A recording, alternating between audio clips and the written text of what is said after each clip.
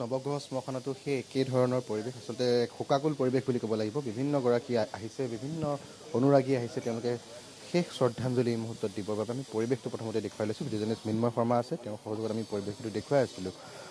ইতিমধ্যে তেওঁ যিখন মহাবিদ্যালয়ত শিক্ষকতা কৰিছিলে, বি বৰুৱা মহাবিদ্যালয়, সেই বি বৰুৱা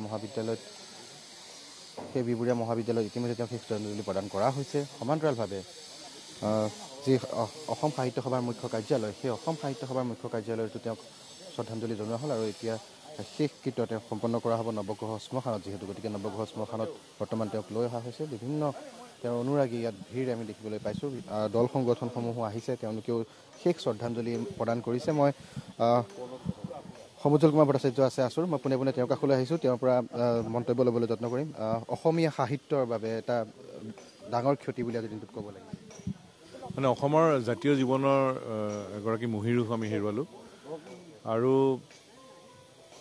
অসমৰ সাহিত্য জগতৰ, অসমৰ জাতীয় জীৱনৰ এটা তৰা খহি গ'ল। আৰু বিশেষকৈ আমি অসম আন্দোলনৰ সময়ত অসম আন্দোলনটোক সন্মুখৰ পৰা বৌদ্ধিক নেতৃত্ব দিয়াৰ ক্ষেত্ৰত ছাৰে পদক্ষেপ গ্ৰহণ কৰিছিল। অসম আন্দোলনৰ প্ৰতিটো ক্ষেত্ৰতে অভিভাৱকত্ব প্ৰদান কৰিছিল।